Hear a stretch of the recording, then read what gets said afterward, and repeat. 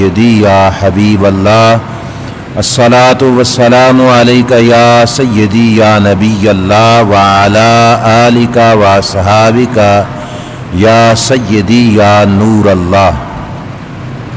مولا صلی وسلم دائما ابدا علی حبیبک خیر الخلق کلہم، منزہ عن شریک فی محاسنہ فجوہر الحسن فیہ غیر منقسم، یا اکرم الخلق مالی من الوذ بہ سواک عند حلول الحادث العمم، ولن یدیک رسول اللہ جاہک بی ذا الکریم تجلی باسم منتقم، رب صلی وسلم دائما ابدا علی حبیبک خیر الخلق کلہم۔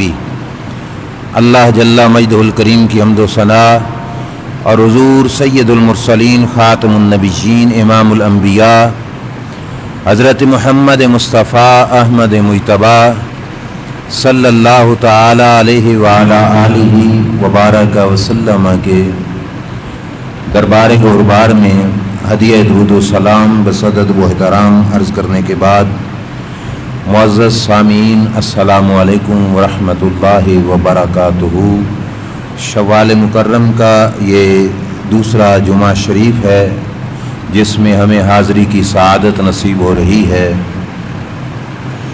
آج کا دن یوم قدس، یوم بیت المقدس یا مسجد اقصیٰ کے دن کے حوالے سے پورے ملک میں منایا جا رہا ہے۔ ہم اپنی ایمانی مجبوری کے تحت آج کے دن کو مسجد اقصیٰ کے حوالے سے آپ حضرات کے سامنے چند گزارشات پیش کریں گے۔ ایک بات شروع میں یاد رکھنا، مسلمان کا ایک تعلق مسجد حرام بیت اللہ شریف کے ساتھ ہے، مسلمان کا ایک تعلق مدینہ المنورہ مسجد نبوی شریف کے ساتھ ہے۔ جس طرح یہ دو مقامات بڑے مقدس ہیں، بڑے عزیز ہیں، بڑے پیارے ہیں، اسی طرح تیسرا مقام مسجد اقصیٰ ہے۔ ہر مسلمان کا مسجد اقصیٰ کے ساتھ بھی بڑا گہرا رشتہ اور بڑا گہرا تعلق ہے۔ ہمارا جس طرح کے قبلہ بیت اللہ شریف ہے، لیکن اس سے پہلے جو قبلہ تھا مسلمانوں نے جس کی طرف منہ کر کے نمازیں پڑھیں، وہ قبلہ بیت المقدس شریف ہے۔ یعنی مسلمانوں کے قبلہ اول ہونے کا اعزاز بھی بیت المقدس شریف کو حاصل ہے۔ بیت المقدس کا علاقہ جس سرزمین پر ہے، جس کو فلسطین کہا جاتا ہے، یہ جس وقت ملکوں کے ٹوٹے ہوئے مختلف حصوں میں بانٹا گیا، اس کے بعد جا کے یہ ایک الگ فلسطین کے نام سے حصہ موسوم ہوا۔ ویسے یہ حصہ شام کے علاقے میں داخل تھا، اور شام کے علاقے کی فضیلتیں، برکتیں، اس کی عظمتیں احادیث مقدسہ کے اندر موجود ہیں۔ اللہم بارک لنا فی شامنا، اللہم بارک لنا فی یمننا، یہ حضور کی دعائیں ہیں کہ سرکار نے دعا کی تھی، یا اللہ ہمارا شام اس میں بھی برکت عطا فرما، ہمارے یمن میں بھی برکت عطا فرما۔ تو یہ علاقہ شام میں داخل تھا فلسطین کا، اس کے لیے برکت کی دعائیں اللہ کے پیارے نبی صلی اللہ علیہ وسلم نے بھی فرمائی ہیں۔ اس کے ساتھ ساتھ جو عظمت بیت المقدس شریف کی اور مسجد اقصیٰ شریف کی ہے، وہ یہ بھی ہے کہ یہ وہ مقدس مقام ہے جہاں پہ اللہ کے نبی حضرت داؤد علیہ السلام کا تخت لگا کرتا تھا۔ یعنی یوں کہہ لیجیے کہ حضرت داؤد علیہ السلام کے زمانہ پاک میں اس کو دار الخلافہ، مسلمانوں کا دار الحکومت ہونے کا بھی اعزاز حاصل ہے۔ بیت المقدس کی تعمیر بھی اتنی پرانی ہے جتنی انسانیت کی تاریخ پرانی ہے۔ اس تعمیر میں حضرت آدم علیہ السلام نے بیت المقدس کی تعمیر کی، آدم علیہ السلام نے ہی کعبۃ اللہ کی بھی تعمیر کی تھی۔ یہ جو منسوب ہے حضرت ابراہیم کی طرف بیت اللہ شریف کی، یہ بعد میں اس کو نئے سرے سے تعمیر کرنا۔ امام الانبیاء صلی اللہ علیہ وسلم سے پوچھا گیا روئے زمین پر سب سے پہلی مسجد جو بنائی گئی وہ کون سی تھی؟ تو سرکار نے بیت اللہ شریف کا فرمایا، یعنی مسجد حرام کا ارشاد فرمایا۔ اور جب پوچھا گیا کہ دوسرے نمبر پر کون سی مسجد بنائی گئی تو دوسرے نمبر پر کریم آقا صلی اللہ علیہ وسلم نے مسجد اقصیٰ کا نام لیا، اور پوچھا گیا کہ دونوں کے درمیان کتنا فاصلہ تھا، یعنی کتنی مدت کے بعد دوسری مسجد کی تعمیر ہوئی، تو ارشاد فرمایا کہ 40 سال کا فاصلہ تھا دونوں تعمیروں میں، بیت المقدس بھی اور مسجد حرام کے درمیان۔ اور بیت المقدس کی جو نئی تعمیر تھی وہ حضرت سلیمان علیہ السلام نے کی، کعبہ شریف کی حضرت ابراہیم علیہ السلام نے کی۔ اب ان دونوں میں تو 40 سال نہیں بنتے۔ اب حدیث پاک کے اعتبار سے پھر کیا سمجھ آیا؟ سمجھ یہ آئی کہ بیت اللہ شریف کی بھی اول تعمیر جو تھی پہلی وہ حضرت آدم علیہ السلام نے کی تھی، مسجد اقصیٰ کی بھی اول تعمیر وہ حضرت آدم علیہ السلام کی تھی، اور ان دونوں کے اندر جو فرق اور فاصلہ تھا وہ کتنا تھا؟ 40 سال کا فاصلہ تھا۔ تو اس لحاظ سے بھی اس روئے زمین کی مسجد ثانی یعنی دوسری مسجد ہونے کا جو اعزاز ہے وہ بھی مسجد اقصیٰ کو داخل ہے، حاصل ہے۔ اللہ کے کئی نبیوں کی مزارات ہیں فلسطین کی سرزمین پر۔ تاریخ کی کتابیں اٹھا کے دیکھیے تو فلسطین کی سرزمین کو نبیوں کی سرزمین کہا جاتا ہے، نبیوں کی سرزمین۔ اللہ کے محبوب علیہ السلام کے کچھ صحابہ کرام ہیں، ان کی بھی مزارات ہیں فلسطین کے اس علاقے میں مسجد اقصیٰ کے پاس۔ میں نے جو قرآن کی آیت پڑھی، ویسے تو یہ آیت اکثر اوقات معراج شریف کے حوالے سے پڑھی جاتی ہے، آج ایک اس موضوع کے تحت کہ رب ذوالجلال نے فرمایا تھا کہ پاک ہے وہ ذات جس نے اپنے بندہ خاص کو سیر کرائی، مسجد حرام سے کہاں پہ لے کے گئے؟ مسجد اقصیٰ تک۔ اور جب مسجد اقصیٰ کی بات آئی تو رب تعالیٰ نے کیا فرمایا؟ الذی بارکنا حولہ، مسجد اقصیٰ وہ مسجد اقصیٰ ہے جس کے ارد گرد ہم نے برکتیں رکھی ہیں، برکتیں پھیلائی ہوئی ہیں۔ وہ برکتیں کیا ہیں؟ مسجد اقصیٰ کے ارد گرد انبیاء اکرام علیہ السلام کے مزارات ہیں، انبیاء اکرام علیہ السلام کی قبریں ہیں۔ اس بیس پر بھی اس علاقے کو اللہ نے برکتوں والا علاقہ فرمایا۔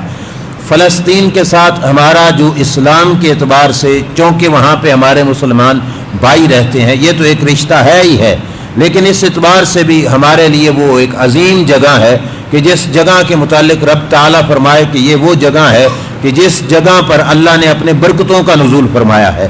بابرکت جگہ ہے فلسطین کی، اور یہ بابرکت ہونا یہ نہیں کہ کسی علاقے کو میں برکت والا کہوں، آپ کہو جی فلاں جگہ برکت والی ہے۔ یہ وہ مقدس سرزمین ہے جس سرزمین کو اللہ تعالیٰ نے خود بابرکت زمین ارشاد فرمایا۔ تو اس واسطے بھی مسلمان کا ایک گہرا رشتہ ہے فلسطین کے ساتھ بھی، اور مسجد اقصیٰ شریف کے ساتھ بھی مسلمان کا ایک گہرا رابطہ ہے۔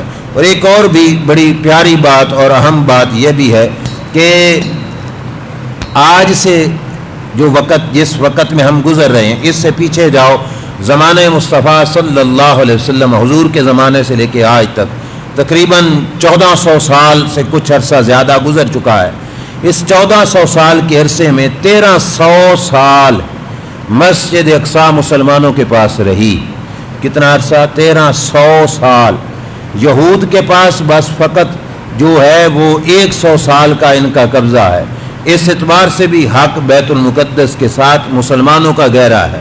ہمارے کریم آقا صلی اللہ علیہ وسلم نے بیت المقدس کی مسجد اقصیٰ کی فضیلتیں احادیث مقدسہ میں بیان کی۔ ایک مشہور روایت ہے، اللہ کے پیارے نبی صلی اللہ علیہ وسلم نے فرمایا لا تشد الرحال الا الی ثلاثۃ مساجد، فرمایا اپنے محلے کی مسجد چھوڑ کر ثواب کے زیادہ لینے کی امید کے ساتھ کسی اور مسجد کا سفر نہ کرو سوائے 3 مسجدوں کے۔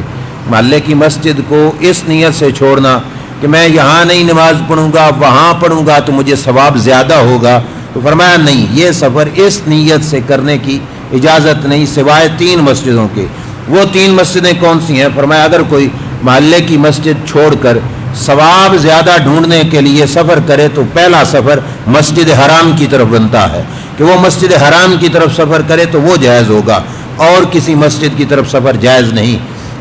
دوسری مسجد وہ کون سی ہے؟ سرکار نے فرمایا میری مسجد، یعنی مسجد نبوی شریف مدینہ شریف والی، اس کی طرف سفر کرنا بھی یہ بھی باعث سعادت اور اس عبادت میں اضافے کے اجر کا سبب بنتا ہے۔ اور تیسری مسجد جو اللہ کے پیارے نبی صلی اللہ علیہ وسلم نے ارشاد فرمائی وہ مسجد اقصیٰ ہے، تو یعنی مسلمان کا تعلق اس مسجد کے ساتھ اس اعتبار سے بھی گہرا ہے کہ 3 مسجدیں حضور نے فرمایا کہ اپنے محلے کی مسجد چھوڑ کر ثواب اضافی لینے کی نیت سے کسی اور مسجد میں جانا جائز نہیں، لیکن ان 3 مسجدوں میں جانا پھر بھی جائز ہے۔ تو یہ رشتہ بھی ہمارے مسجد اقصیٰ کے ساتھ ایک بہت گہرا رشتہ بنتا ہے۔ یہود کا وہاں پہ تعلق ہی کیا کہ جو یہودی آج بیت المقدس پر اپنا قبضہ جمانے کی کوشش کر رہے ہیں۔ اللہ کے پیارے نبی صلی اللہ علیہ وسلم نے 1400 سال پہلے طبرانی شریف کی ایک روایت ہے، ارشاد میں بتا دیا تھا کہ مسجد اقصیٰ ہے کس کی اور رہے گی کس کے پاس، اور نبی اکرم صلی اللہ علیہ وسلم نے یہ 2 ٹکے کے یہودیوں کا یہ ظلم و ستم بھی سرکار نے دیکھا اور پھر ارشاد فرمایا کہ لا تزال طائفۃ من امتی یقاتلون علی ابواب دمشق وما حولہ، فرمایا میری امت کا ایک گروہ ہمیشہ جہاد کرتا رہے گا، کہاں پہ؟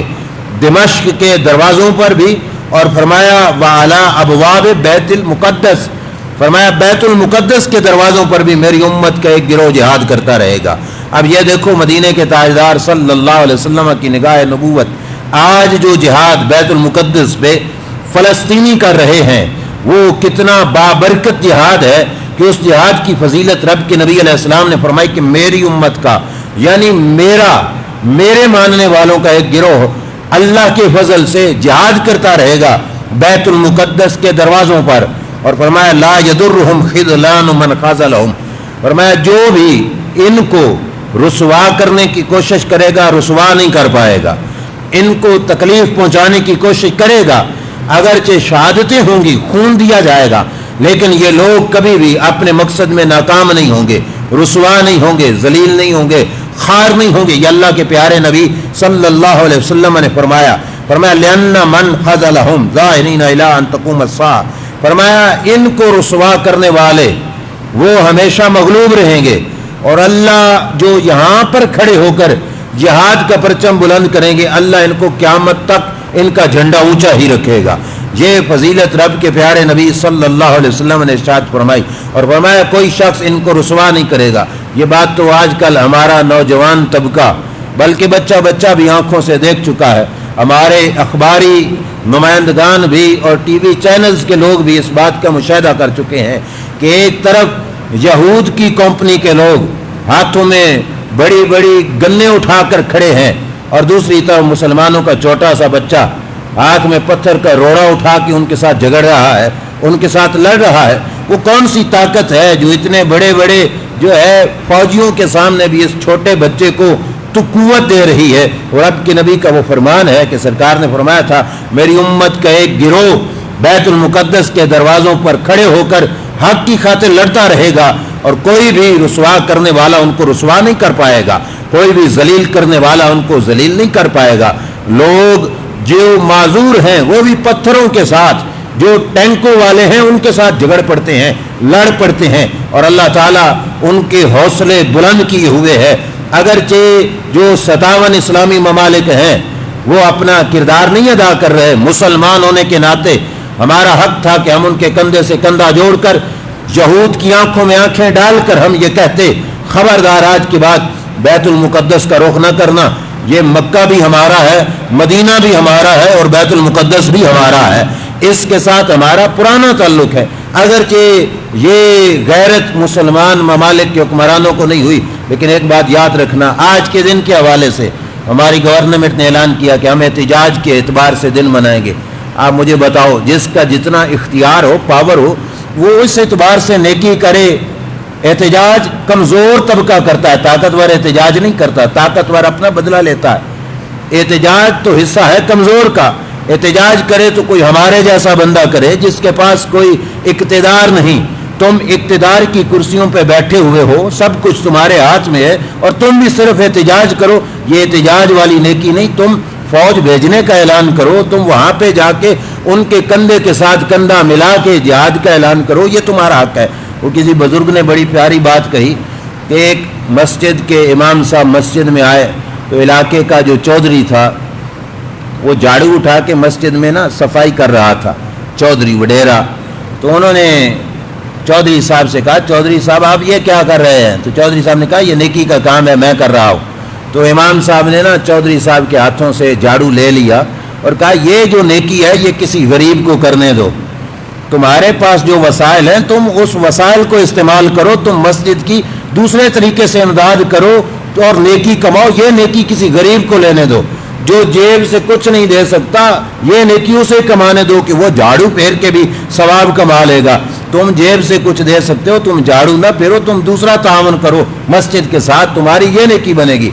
तो इक़्तिदार पे बैठे हुए हुकूमत के सरबराह वो भी सिर्फ एहतिजाज करें और ये आम सा बंदा भी सिर्फ एहतिजाज करे, तो फिर हमारा उनका क्या फ़र्क है? उनको चाहिए ये नेकी हमारे लिए रहने दें, ये एहतिजाज का हक या मस्जिदों को मिंबरों से आवाज़ हक का बुलंद करना ये नेकी हमें करने दें, ये एहतिजाजी सिलसिला किसी और को करने दें। तुम काम वो करो जो तुम्हारा हक बनता है। तुम्हारा हक ये बनता है कि उनकी फौजी तौर पर इमदाद की जाए ताकि वो लोग उनके खिलाफ, और इसराइल की रियासत जिसका क़याम भी चंद सालों से हुआ, यहूद ने बाकायदा एक साजिश के तहत 1948 14 मई 1948 के अंदर इसराइल की रियासत क़याम पजीर हुई, जिसने ये जुल्म व सितम करना शुरू किया और फिर एक सिलसिला चला और इन्होंने बाकायदा तौर पे 1969 को बैतुल मुक़द्दस शरीफ पे हमला किया। 1969 से लेके आज तक ये सिलसिला तकरीबन आधी सदी गुजर चुकी है। वो लोग इस्लाम की खातिर, अल्लाह के घर की खातिर और बैतुल मुक़द्दस की खातिर और अल्लाह के दीन की खातिर वो लड़ रहे हैं, कुर्बानियाँ पेश कर रहे हैं। कितना वक्त गुजर गया और आज तक भी जो इतना बड़ा जुल्म सितम हुआ अब भी आँख नहीं खुली तो सिर्फ और सिर्फ एहतिजाज के नाम पर। एक वो वक़्त था कि बैतुल मुक़द्दस ईसाइयों के कब्ज़े में था और मुसलमानों की फ़ौज हज़रत अबू उबैदा बिन जराह की सरदारी में, सिपा सलारी में यहाँ तक पहुँची जंग करने के लिए। काफ़ी अरसा मुसलमानों की फ़ौजें भी बैठी रहीं, इधर से ईसाइयों की फ़ौजें बैठी रहीं, कोई नतीजा बरामद न हुआ। और दौर था हज़रत उमर फ़ारूक रज़ी अल्लाह ताला अन्हु का। जब कोई नतीजा न निकला तो ईसाइयों के सरबराहों ने मुसलमानों के सरबराह हज़रत अबू उबैदा बिन जराह से कहा कि तुम इतने सालों तक भी हमारे इलाके का मुहासरा करके बैठो, तो हमने अंदर इतना गल्ला इकट्ठा किया हुआ है कि हमें परवाह भी नहीं होगी, हम अंदर से ही निकाल के खाते रहेंगे, बाहर से कुछ भी ना आए तो हमारे ऊपर कोई फ़र्क पड़ने वाला नहीं। मुसलमानों से ईसाइयों के सरबराह ने यह कहा कि आओ फिर मुज़ाकरात कर लेते हैं। ये वक़्त था कि मुज़ाकरात की दावत वो दिया करते थे, क्यों? क्योंकि वो कमज़ोर थे और मुसलमान ताकतवर थे। मुसलमान तो अपना गलबा दिखाया करते थे, ये मुज़ाकरात की चूँ चेरा ये तो कमज़ोरों की निशानी है। उन्होंने कहा कि ऐसा करते हैं, मुज़ाकरात करते हैं, तुम ऐसा करो अपने सरबराह को बुलाओ, अपने अमीर को बुलाओ, यानी कि दूसरे लफ्ज़ों में कहूँ कि रियासत मदीना के अमीरुल मोमिनीन को बुलाओ, वो आएंगे, हम उनसे मुलाकात करेंगे। हमारी इन किताबों में लिखा है, ईसाइयों ने कहा कि तौरात व इंजील में, कि जो मुसलमानों का फ़लाँ बादशाह होगा वो इस इलाके को फतह कर लेगा। तो अगर वही तुम्हारे बादशाह हुए तो हम बग़ैर लड़े तुम्हें ये बैतुल मुक़द्दस दे देंगे। क्यों? क्योंकि फिर तुम्हारे लड़ने का कोई फ़ायदा नहीं रहेगा। क्यों? क्योंकि किताबें बता रही हैं कि इलाका उनका है और उन्होंने फतह कर लेना है। और अगर तुम्हारे सरबराह और तुम्हारे अमीर वो न हुए तो फिर तुम सालों बैठे रहो, तुम ये इलाका फतह नहीं कर सकते। जिन्होंने फतह करना है उनकी निशानियाँ, अलामतें हमारे पास मौजूद हैं। ये बात जब हज़रत अबू उबैदा बिन जराह से कही गई तो हज़रत अबू उबैदा ने ख़त भेजा हज़रत उमर के पास कि आप आइए, हो सकता है आपके आने पर हमारा ये सिलसिला ख़त्म हो जाए और बैतुल मुक़द्दस फतह हो जाए, आप आइए। हज़रत उमर रज़ियल्लाहु ताला अन्हु मदीना शरीफ से चले। अब इस्लामी रियासत का सरबराह कितने प्रोटोकॉल में जा रहा है, कितनी गाड़ियां हैं, कितना प्रोटोकॉल है, एक सवारी है और उस एक सवारी पे हज़रत उमर भी हैं और आपका खादिम भी आपके साथ है, यानी मौला और उसका ग़ुलाम, नौकर और मालिक, ये दोनों एक सवारी पे चलने लगे। तय ये पाया कि इतना सफ़र मैं सवारी पे करूँगा, फिर मैं नीचे उतर आऊँगा तो तुम सवारी पे चढ़ जाना, फिर मैं पैदल सफ़र कर लूँगा। ये तय पाकर हज़रत उमर मदीना शरीफ से चल पड़े। रास्ते में जिस वक्त जा रहे थे तो साथियों में से कुछ लोग वहाँ के आगे आके गए, उन्होंने कहा कि तुमने शाम के बतारीक से मिलना है। बतारीक का मतलब बड़े बड़े सरबराहों से मिलना है। ایسا کیجئے یہ سادہ لباس چینج کیجئے, اعلیٰ قسم کا لباس پہنیے, اور یہ نارمل گھوڑا یہ بھی بدل لو, اچھا گھوڑا, برزونی گھوڑا اس وقت ہوتا تھا عربی, اس پہ سوار ہو, کچھ ٹھاٹ باٹ کے ساتھ آؤ نا, تاکہ ان کو بھی پتہ لگے کہ ہمارے سربراہ کا کیا انداز ہے. ان کے مشورے سے جب حضرت عمر نے سوٹ چینج کیا, گھوڑا چینج کیا, چند قدم ہی چلے تو فرمایا میرا اصلی سوٹ بھی واپس لے آؤ, میرا گھوڑا بھی واپس لے آؤ. کیوں؟ فرمایا اس سوٹ میں, اس گھوڑے میں میرے دل میں کچھ بڑائی آ رہی ہے, اور میں نہیں چاہتا کہ بڑائی میرے دل میں آئے. بڑائی اللہ کی شان ہے اور اللہ کو ہی جچتی ہے, میں جیسا ہوں مجھے ویسا ہی رہنے دو. پرانا سوٹ پہنا, نارمل سا گھوڑا, اس پہ سواری کی, چلتے چلتے جس وقت بیت المقدس بالکل قریب پہنچا, اتفاق سمجھو یا ایسے حقیقت حال سمجھو, باری آ گئی حضرت عمر کے پیدل چلنے کی, اور غلام کے سواری پہ سوار ہو کے آنے کی باری آ گئی. اب حضرت عمر نے کہا چل پھر تو سواری پہ چڑھ, میں پیدل چلتا ہوں. غلام نے کہا نہیں, آگے بڑے بڑے سربراہ بیٹھے ہیں, شام کے بڑے بڑے جو ہے سردار بیٹھے ہیں, وہ دیکھیں گے تو کیا کہیں گے آپ کے بارے میں, لہٰذا آپ اوپر چڑھ جائیے, میں اپنی باری آپ کو دیتا ہوں. حضرت عمر نے کہا نہیں, اگر میں نہیں عدل کروں گا تو پھر کون عدل کرے گا, میں ہی عدل کی خلاف ورزی کروں, اپنے کیے ہوئے فیصلے سے یو ٹرن لے لوں پھر جاؤں, تو پھر لوگ اس پر کیسے عمل کر سکیں گے. لہٰذا میں یو ٹرن نہیں لیتا, میرا جو فیصلہ ہے وہ اسی طرح برقرار ہے, میں اس پہ برقرار ہوں, لہٰذا تم سواری پہ بیٹھو, میں پیدل چلتا ہوں. حضرت عمر بیت المقدس کے قریب پہنچے. عیسائی پادری اور جو ان کے پوپ تھے بڑے بڑے, وہ جولی میں کتابیں کھول کے وہ نشانیاں جو لکھی ہوئی تھیں پڑھنے بیٹھے ہوئے تھے. جب حضرت عمر رضی اللہ تعالیٰ عنہ قریب پہنچے تو عیسائیوں نے مذاق بنایا. کیا کہا؟ انہوں نے کہا او مسلمانوں, یہ تمہارا امیر ہے, یہ اس کی شکل دیکھو, اس کی صورت دیکھو, اس کا انداز دیکھو. تمہارے امیر سے تو تمہارے امیر کا خادم سونا ہے جو سواری کی لگام پکڑ کے ساتھ چل رہا ہے, یہ زیادہ اچھا ہے. تمہارا امیر یہ ہے جو اوپر بیٹھا ہوا ہے. انہوں نے مذاق بنانا شروع کیا. جب انہوں نے مذاق بنایا تو مسلمانوں نے کہا عیسائیوں بھول گئے ہو, ہمارا امیر وہ نہیں جو اوپر بیٹھا ہے, ہمارا امیر وہ ہے جو رکابیں پکڑ کے ساتھ چل رہا ہے. جو اوپر بیٹھا ہے وہ تو غلام ہے ان کا, یہ امیر ہے جو پیدل ساتھ چل رہے ہیں. جس وقت انہوں نے یہ کہا تو اب پادری بولے لو جی ایک نشانی ہو گئی پوری, جو ہماری کتابوں میں لکھا ہے ایک نشانی پوری ہو گئی. کتابوں میں کیا لکھا تھا کہ جس وقت بیت المقدس کو فتح کرنے والا مسلمانوں کا سربراہ بیت المقدس کے ایریے میں آئے گا تو سواری پہ اس کا غلام سوار ہوگا اور وہ پیدل چل رہا ہوگا. انہوں نے کہا لو جی ایک نشانی پوری ہو گئی, اب اگلی نشانیاں پوچھنے لگ گئے. وہ کہنے لگے بتاؤ تمہارے خلیفے کا نام, اس کے حرف کتنے ہیں, نام کے حرف کتنے ہیں؟ تو حضرت ابو عبیدہ بن جراح نے کہا 3 حرف. عمر 3 حرف ہیں ہمارے خلیفے کے نام کے. تو انہوں نے کہا چلو جی دوسری نشانی بھی پوری ہو گئی. اب انہوں نے ابھی نام نہیں پوچھا تھا, انہوں نے کہا تھا یہ بتاؤ تمہارے خلیفے کے نام میں جو سنٹر میں لفظ آتا ہے درمیان میں, کیا وہ میم ہے؟ یہ نشانی انہوں نے پوچھی, درمیان والا حرف میم ہے؟ تو مسلمانوں کے سربراہ حضرت ابو عبیدہ بن جراح نے کہا ہاں عمر کا درمیان والا حرف میم آتا ہے. جب یہ تیسری نشانی پوری ہوئی تو عیسائیوں نے ہتھیار ڈال دیے. انہوں نے کہا کہ یہ ساری نشانیاں تمہارے امیر میں پائی جاتی ہیں, اب ہم صدیوں تک بھی لڑتے رہیں, ہم بیت المقدس کو نہیں چھڑا سکتے, یہ لو بیت المقدس تمہارا ہے. مسلمانوں نے اس وقت بیت المقدس اپنا واپس لیا اور یہ مسلمانوں کے پاس ہی رہا.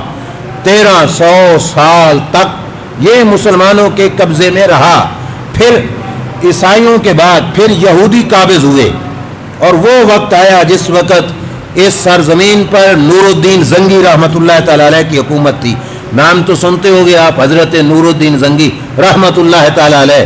یہ صرف سلطنت کے تخت پہ بیٹھنے والا بادشاہ نہیں تھا, اللہ کا کامل ولی تھا. اور صرف ولی بھی نہیں, پورا چوٹیوں کا عالم دین تھا, حدیث پاک کا سبق پڑھا رہا تھا. اب یہ بات بھی بڑی حیران کن ہے نا, ملک کا سربراہ صدر مملکت اور بیٹھ کر سبق کون سا پڑھا رہے؟ حدیث پاک کا. سبق میں ایک حدیث آئی جس کو تسلسل بالتوسم کی حدیث کہا جاتا ہے. میں یہ علماء حدیث جانتے, میں آپ کے سامنے تھوڑی وضاحت کرتا ہوں. ایک حدیث ہوتی ہے جس کو بیان کرتے وقت حضور علیہ الصلوۃ والسلام نے بیان کیا تو سرکار اس وقت مسکرائے، تبسم فرمایا. تو حدیث بیان کرتے ہوئے حضور نے کیا کیا؟ تبسم فرمایا. آگے جب صحابی نے بیان کی تو حضور کی اس سنت کو پورا کرتے ہوئے انہوں نے بھی تبسم کیا، وہ بھی مسکرا پڑے. پھر صحابی سے اگلے بندے نے جب حدیث سنی اور آگے بیان کی، وہ آ گئے تابی، تو تابی نے جب بیان کی تو وہ انہوں نے بھی تبسم کیا، وہ بھی مسکرائے. ایسے حدیث چلتے چلتے چلتے جس استاد تک بھی پہنچی، جب بھی انہوں نے حدیث کو بیان کیا وہ مسکرائے. اس حدیث کو کہا جاتا ہے تسلسل بالتبسم، یعنی تبسم کے تسلسل والی روایت. وہ روایت پڑھانے لگے حضرت نور الدین زنگی رحمۃ اللہ تعالی علیہ. اب شاگرد انتظار میں تھے کہ پچھلی تاریخ میں جتنے بھی استاد آئے انہوں نے جب بھی یہ حدیث پڑھائی تو وہ مسکرائے، تو نور الدین زنگی رحمۃ اللہ تعالی علیہ بھی یہ حدیث بیان کرتے ہوئے مسکرائیں گے. حدیث پوری ہو گئی لیکن نور الدین زنگی مسکرائے کوئی نہ. اب یہ بات بڑی غور والی ہے. شاگردوں نے عرض کیا استاد جی آپ مسکرائیے، حدیث پاک ہے تبسم والی، اور پچھلے سارے استاد یہ حدیث پڑھاتے ہوئے مسکراتے آئے. کیوں؟ کیونکہ یہ حدیث بیان کرتے ہوئے رب کے نبی بھی مسکرائے. آپ بھی مسکرائیے تاکہ وہ تسلسل برقرار رہے، وہ سلسلہ باقی رہے، برقرار رہے. مسکرائیے. اب مسلمانوں کا بادشاہ بولا یہ جملے دل پہ لکھنے. آج کا دن جو ہم منا رہے ہیں وہ صرف منانے کے لحاظ سے نہیں، بادشاہوں کا یہ کام ہے. حضرت نور الدین زنگی رحمۃ اللہ علیہ نے شاگردوں سے کہا میں کیسے مسکراؤں کہ ہمارا قبلہ اول یہودیوں کے قبضے میں ہے، اور قبلہ اول پہ قبضہ یہودی کر کے بیٹھے اور میں یہاں پہ مسکرا رہا ہوں، مجھے شرم آتی ہے. کیا بات ہے ان حکمرانوں کی، ہزاروں سلام ان کی غیرت کو کہ جنہوں نے مسکرانا بھی گوارا نہیں کیا، کہ میں مسکراتا بھی نہیں ہوں کہ ہمارا قبلہ بیت المقدس وہ یہودیوں کے قبضے میں ہے. اور پھر صرف اتنی بات کر کے احتجاج یا یہ بات ختم نہیں کر دی. سبق بند ہوا، آرڈر دے دیا چلو جی تیاری کرو، بیت المقدس کو ہم انشاءاللہ یہودیوں سے لے کے رہیں گے. یہ نور الدین زنگی رحمۃ اللہ تعالی علیہ کا دور اقدس تھا. نور الدین زنگی نے تیاری شروع کر دی، فوج اکٹھی ہو گئی. اس وقت نور الدین زنگی نے ایک ممبر تیار کروایا، لکڑی کا ایک ممبر. اور وہ ممبر، اب یہ کارپینٹر حضرات اس بات کو سمجھتے ہوں گے، ممبر کی تیاری پہ لگے پورے 4 سال. کتنے؟ 4 سال. کوئی بنگلہ محل نہیں بن رہا تھا، صرف ممبر بن رہا تھا. اور پھر بادشاہ کے آرڈر سے بننا تھا. آپ کو پتا ہے بادشاہی کام ہونے میں جلدی ہو جاتی ہے، بادشاہی کام تو بادشاہی کام تھا لیکن بننے میں لگ گئے 4 سال. اتنا عالی شان ممبر تیار کروایا نور الدین زنگی رحمۃ اللہ علیہ نے. اور نیت کیا تھی کہ یہ ممبر ہمارا ہوگا اور بیت المقدس کو ہم کریں گے فتح. اور جس وقت ہم نے کر لیا بیت المقدس کو فتح تو یہ ممبر رکھ کر ہم بیت المقدس کے محراب میں خطبہ ارشاد فرمائیں گے. خطاب ہوگا بیت المقدس میں اس ممبر پر. اور اس ممبر کی یہ شان تھی کہ پورے ممبر کی تیاری میں کوئی کیل کوئی میخ استعمال نہیں ہوئی، کیل نہیں استعمال ہوا پورے ممبر کی تیاری میں. کوئی وارنش، کوئی شلوشن وغیرہ چمٹانے کے لیے گلو وغیرہ کوئی نہیں استعمال ہوئے. لکڑی سے لکڑی کو جوڑا گیا بغیر کیلوں کے، بغیر کسی چمٹانے والی چیزوں کے. ایسا ممبر تیار کروایا سلطان نور الدین زنگی رحمۃ اللہ تعالی علیہ نے. اب علماء فرماتے ہیں نور الدین زنگی سبق دے رہا تھا اور لکڑی کو بغیر کیلوں کے جوڑنے کے کہ مسلمانوں بیت المقدس آزاد کرانا ہو تو تمہیں بھی یوں جوڑ کے رہنا پڑے گا. کیلوں کے بغیر، آرڈر کے بغیر جوڑ کے رہو گے تو پھر بیت المقدس تمہارا ہے. نور الدین زنگی کی تیاریاں اور عمل ہو رہا تھا. اس دوران نور الدین زنگی تو فوت ہو گئے. پھر اس فوج کو سنبھالا سلطان صلاح الدین ایوبی رحمۃ اللہ تعالی علیہ نے. اور سلطان صلاح الدین ایوبی رحمۃ اللہ تعالی علیہ نے 16 جنگیں لڑیں. کتنی؟ اور 16 جنگوں میں مزے کی بات ہے وہ ممبر ان کی فوج کے پاس رہا، اس نیت سے کہ کسی وقت بھی بیت المقدس کو فتح کیا جا سکتا ہے تو یہ ممبر ہمارے پاس ہو تاکہ ہم بیت المقدس میں رکھ کر اس پر خطبہ ارشاد فرمائیں. 16 جنگیں لڑیں اور جنگ کے دوران وہ اتنا عظیم الشان ممبر سلطان صلاح الدین ایوبی نے ساتھ رکھا. اور جنگیں کیسے ہوئیں اس تفصیل میں تو میں نہیں جاتا کیونکہ وقت ہمارے پاس تھوڑا ہے. لیکن آخر کار جب غیرت مند حکمران میدان میں نکلے تو پھر رب کی طرف سے دی گئی فتح بھی ان کے قدم چومتی ہے۔ پھر وہ وقت آیا کہ جس وقت مسلمانوں کی اس جو ہے محنت کو رب ذوالجلال جل شانہ نے جو ہے ایک چار چاند لگائے، پھل دیا مسلمانوں کی محنت کا۔ 1187 عیسوی آیا، یہ جو 2021 چل رہا ہے نا، تقریباً 900 سال پیچھے جاؤ۔ 1187 عیسوی اور رات تھی 27 رجب شریف کی اور دن تھا جمعہ شریف کا۔ اللہ تعالیٰ کی برکتیں دیکھو کتنی۔ جمعہ 27 رجب، اس رات حضرت سلطان صلاح الدین ایوبی نے بیت المقدس کو فتح فرما لیا اور بیت المقدس سے یہودیوں کا قبضہ چھڑایا۔ اس رات 27 رجب شب معراج کو جب یہودیوں کو یہاں سے بھگایا تو سلطان ایوبی نے وہ ممبر مسجد اقصی میں رکھا اور اس ممبر پہ بیٹھ کے صلاح الدین ایوبی نے خطبہ ارشاد فرمایا، مسلمانوں سے تقریر فرمائی۔ 1187 عیسوی میں 900 سال پہلے پھر یہ سلسلہ چلتا رہا، یہ مسلمانوں کے کنٹرول میں ہی رہا۔ اسرائیل جو ریاست تھی وہ میں نے پہلے بتایا 1948 کے اندر 14 مئی کو اس کا قیام ہوا اور اس کے تحت پھر ایک یہودی تھا آسٹریلیا کا جس کا نام تھا ڈینس مائیکل۔ اس نے 21 اگست 1969 ایک کم 70، یہ جو اب چل رہا ہے نا 2021، پیچھے 1970 میں، یعنی 1969 ایک سال 1970 سے بھی پہلے 1969 کو اگست کی 21 تاریخ تھی اور آسٹریلیا کا یہ شخص جس کا نام تھا ڈینس مائیکل، اس نے بیت المقدس میں آگ لگا دی اور وہ آگ اتنی بھڑکی کہ بیت المقدس کا چھت مبارک بھی جلا اور صرف چھت نہیں، اس ممبر شریف کا بھی کچھ حصہ جل گیا اس آگ کے اندر اور یہودیوں نے وہاں پہ ظلم و ستم شروع کیا۔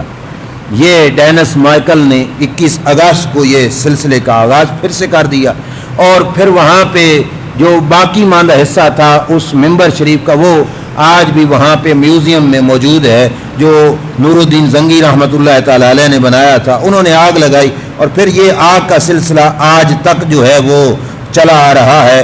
یہ جو عظیم مقدس مقام ہے بیت المقدس، میں اس کے بارے میں بولنے سے پہلے جو ہمارا رونا ہے ہم اس اعتبار سے روئیں کہ یہودی آخر اتنا دلیر کیسے ہو گیا کہ اس نے ہمارے قبلہ اول پہ حملہ کیا، نماز پڑھنے والوں پہ گولیاں برسائیں، نماز پڑھنے والوں کو مسجد سے نکالا گیا، بم اور بارود کے ذریعے سے بھی، دھمکیوں کے ذریعے بھی۔ اصل وجہ یہ ہے آج کے یوم احتجاج میں یہ دکھڑا ہمارا کہ احتجاج ہم کس منہ سے کر رہے ہیں، ہم مسلمان کس منہ سے احتجاج کر رہے ہیں بیت المقدس پہ یہودی کے حملے کا؟ ہم خود کتنے کم ہیں؟ کوئی لاہور کے اندر اسٹیڈیم میں کرکٹ کا میچ تھا، یہ بات اخباروں میں محفوظ ہے اور ہمارے میڈیا کے ریکارڈ میں بھی موجود ہے۔ کرکٹ کے میچ کی خاطر ہماری گورنمنٹ نے مسجدوں کو تالے لگوائے۔ اب بتاؤ اگر مسجدوں کو تالے کرکٹ کے میچ کے لیے ہم کلمہ پڑھنے والے لگا سکتے ہیں تو یہودی سے ہم کیا امید رکھیں گے؟ وہ مسجد میں پھول برسائے گا؟ وہ تو گولیاں ہی برسائے گا۔ مسجد میں تالے لگے اور کئی نمازیں مسجد میں نہیں ادا کی گئیں صرف کرکٹ کے میچ کی خاطر۔ یہ ظلم ہم نے خود کیے، ہم کس منہ سے یہودی سے لڑیں؟ اور یہودی نے پھر دیکھا کہ یہ وہ مسلمان ہیں جنہوں نے خود مسجدیں بند کی اور کہا مسجد میں بس 2-4 بندے جاؤ، زیادہ نہ جاؤ، بیماری لگ جائے گی، یہ ہو جائے گا، وہ ہو جائے گا۔ اپنے بندوں نے ڈنڈے کے زور پر لوگوں کو مسجد آنے سے روکا۔ تو اب یہودی دلیر نہیں ہونا تھا تو اور کیا ہونا تھا؟ آج کس منہ سے ہم احتجاج کر رہے ہیں؟ یہود کے ظلم پر کہ ہم نے اپنے گھر کو خود برباد کیا، ہم نے اپنے گلشن کو خود برباد کیا۔ مسلمان کا مسجد سے کتنا گہرا تعلق تھا اور مسلمان نے خود اپنے ہاتھوں سے مسجدوں کو تالے لگوائے۔ FIR کٹی مسجد کے امام پر، میں باقاعدہ جانتا ہوں، ہمارے ساتھ رابطے میں تھے وہ لوگ۔ کس جرم میں کہ تم نے مسجد میں جماعت کیوں کرائی؟ جماعت کیوں کرائی مسجد میں؟ FIR کٹی یہاں پہ۔ اب آپ مجھے بتاؤ کس منہ سے ہم مسجد اقصی کا رونا روئیں؟ وہاں پہ تو کرنے والے چلو یہودی ہیں اور نام بھی یہودی ہے ان کا اور مسلمان مقابلے میں لڑ رہے ہیں، اور یہاں پہ جو کچھ ہو رہا ہے یہ نام کے مسلمان کر رہے ہیں، ہم کس منہ سے اس کا رونا روئیں؟ میرے کریم آقا صلی اللہ علیہ وسلم نے فرمایا تھا بادہ الاسلام غریبا وسیعود غریبا، فرمایا اسلام کا آغاز ہوا تھا تو اسلام اجنبی تھا، کوئی اکا دکا لوگ اسلام کے نیڑے تھے، لیکن سرکار نے فرمایا وقت آئے گا اسلام دوبارہ اسی طرح غریب ہو جائے گا۔ یہ اسلام کی غریب الوطنی ہے کہ اسلام کو اپنے دیش میں یعنی دنیا کے ممالک میں پاکستان کو اسلام کا قلعہ کہا جاتا ہے، اسلام کو یہاں پہ بھی گھر نہ ملے اور یہاں پہ بھی اسلام بیچارہ جو ہے اس انداز میں رہے کہ مسلمان کے ساتھ یہ سلوک کیا جا رہا ہو، تو پھر ہم غیروں سے کیا امید رکھیں گے کہ غیر ہمارے بیت المقدس کے ساتھ کیا کریں گے؟ مسجد حرام کی الماریوں سے قرآن کو یہودیوں نے اٹھائے تھے، نام پڑھ کے کلمہ گو لوگوں نے اٹھائے تھے۔ آج بیت الحرام مسجد حرام بند ہے، لوگ کھلم کھلا طواف نہیں کر سکتے، نماز نہیں ادا کر سکتے، وہ یہودیوں نے تو نہیں بند کی، وہ نام کے مسلمانوں نے بند کی۔ مسجد نبوی بند ہے کہ لوگ وہاں پہ نہیں جا سکتے حاضری رسول اللہ کے دربار میں دینے کے لیے، وہ کس نے بند کی؟ وہ یہودیوں نے بند کی۔ ہم کس منہ سے ان سے لڑیں؟ لیکن بہرحال اتنی بات ضرور ہے کہ کریم آقا صلی اللہ علیہ وسلم کا وہ فرمان ہمیں حوصلہ ضرور دے رہا ہے کہ نبی اکرم صلی اللہ علیہ وسلم نے فرمایا تھا کہ میری امت کا ایک گروہ بیت المقدس کے دروازے پر حق کی خاطر لڑتا رہے گا اور ان کو کوئی رسوا کرنے والا رسوا نہیں کر پائے گا، اور اللہ کریم قیامت تک ان کے حصے میں فتح ضرور رکھے گا اور وہ لوگ غالب رہیں گے اور اللہ کریم ان کے سروں کو بلند رکھے گا۔ وہ دیکھو وہ ٹینکوں کے ساتھ پتھر لے کر لڑنے والی قوم، وہ کیا طاقت ہے؟ وہ رب کی ہی طاقت ہے، ورنہ کہاں کی گولیاں اور کہاں کے پتھر، پتھروں سے لڑنے والے لوگ کیا ہے؟ وہ ایمانی طاقت ہے، اس ایمان کے جذبے کے تحت ان کا سلسلہ ہے۔ لیکن ہمارا رونا فقط وہاں تک نہیں، ہم اپنے دیش کے لیے بھی رو رہے ہیں اس واسطے کہ یہاں پر بھی اسلام کو فل آزادی ہونی چاہیے کہ مسجد کا صرف اتنی حیثیت نہ ہو کہ وہ سٹیڈیم کے میچ کی خاطر مسجد کو لاکھ لگ جائیں، نہیں، مسجد کی سلطنت تو بہت بڑی ہے۔ وقت ہو چکا ہے، ایک بات میں عرض کر کے اجازت چاہوں گا۔ امام اعظم ابو حنیفہ کا دور تھا، وقت کا جو حکمران تھا اس نے اپنی بیوی کو کہا سورج کے ڈوبنے سے پہلے اگر تو میری سلطنت سے نکل جا، اگر تو نہ نکلی اور سورج ڈوبنے تک میری سلطنت میں رہی تو تجھے طلاق۔ امام اعظم ابو حنیفہ رحمۃ اللہ علیہ کے پاس مسجد میں آئی مسئلہ پوچھنے کے لیے، اب میں کیا کروں؟ میں تیز رفتار سواری پہ بھی بیٹھوں تو سورج ڈوبنے تک میں اس کی سلطنت سے باہر نہیں جا سکتی، علاقہ بہت بڑا ہے، ملک بہت بڑا ہے، میں کیا کروں؟ مجھے تو طلاق ہو جائے گی، میرا کچھ کیجئے۔ امام اعظم ابو حنیفہ نے کہا چلو بیٹھ جاؤ۔ عصر کی نماز ہو گئی، سورج ڈوبنے کے قریب جا رہا تھا، عورت کی دل کی دھڑکنیں تیز ہوتی جا رہی تھی، پریشانی بڑھتی جا رہی تھی۔ جب سورج لال ہو گیا، غروب ہونے کے بالکل قریب ہوا، عورت تھوڑی جلال میں آ گئی، غصے میں آ کے اس نے کہا او امام پاک، تم نے میرا مسئلہ نہیں حل کیا، سورج ڈوب رہا ہے، سورج کے ڈوبتے مجھے طلاق ہو جائے گی کیونکہ خاوند نے مجھے یہ کہا ہے کہ سورج ڈوبنے سے پہلے میری سلطنت سے نکل جا۔ اتنی باتیں کہہ ہی رہی تھی کہ سورج ڈوب بھی گیا، وہ عورت رونا دھونا اس نے شروع کر دیا۔ امام اعظم ابو حنیفہ نے کہا عورت پریشان کیوں ہوتی ہے؟ تجھے طلاق نہیں ہوئی، مسئلہ کہہ دیا امام اعظم ابو حنیفہ نے، کوئی 14ویں صدی کا مفتی نہیں، بہت بڑا امام بول رہا ہے، تجھے طلاق نہیں ہوئی، روتی کیوں ہے؟ اس نے کہا نہیں، اس نے کہا تھا بادشاہ نے کہ میری سلطنت سے نکل جا سورج ڈوبنے سے پہلے ورنہ تجھے طلاق ہے۔ امام اعظم ابو حنیفہ نے فرمایا مبارک ہو تجھے، سورج کے ڈوبنے سے پہلے تو اس کی سلطنت میں نہیں تھی۔ اس نے کہا وہ کیسے؟ کہا سورج ڈوبنے سے پہلے تو مسجد میں آ گئی تھی، اور مسجد اللہ کا گھر ہے، کسی حکمران کی جاگیرداری نہیں، یہ اللہ کی سلطنت ہے، یہ اللہ کا گھر ہے، یہاں پہ رب کا جو ہے اس گھر ہونے کی حیثیت سے حکومت اس کی ہے، یہ اس کی حکومت سے یہ جگہ باہر ہے، لہٰذا تجھے طلاق نہیں ہوئی۔ امام اعظم ابو حنیفہ رحمۃ اللہ علیہ نے فرمایا تو لہٰذا مسجدوں کو تالے لگوانا، مسجدوں میں یہ کرنا وہ کرنا، یہ اسلام کے حکم کے تحت مسجدوں کو فل آزاد ہونا چاہیے۔ ہم یہودی کا بھی رونا رو رہا ہے اور اپنے گھر کا بھی رونا رو رہے ہیں۔ اللہ تعالیٰ عالم اسلام کی کل مساجد کو ظالموں کو ظلم سے نجات عطا فرمائے اور اللہ کریم اسلام کے جھنڈے کو سربلندی عطا فرمائے، کفر اور طاغوتی طاقتوں کو رب کریم نیست و نابود فرمائے۔ وآخر دعوانا الحمد للہ رب العالمین۔